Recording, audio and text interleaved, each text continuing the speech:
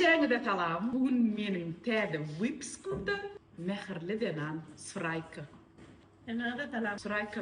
Neymiş bir yapıldı? Babski katla. Men ayağına tütül çay verdim Suray'a. Suray bir de Libavski katlattı sanırım. Yağlıktan pişirdim çöreğim yani tam dırdaya geliyor. Bollanla başlayalım. Men hamir ne diyen? Et soğanını doğrayan. Köprek, öz, duz bilen, un.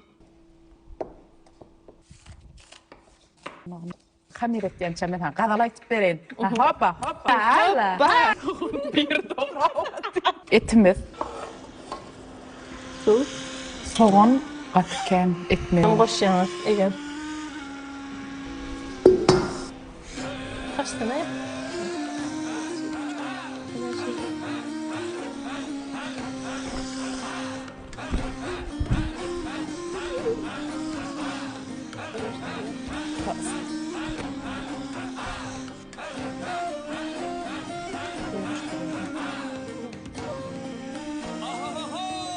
Gelin kuş tepeli.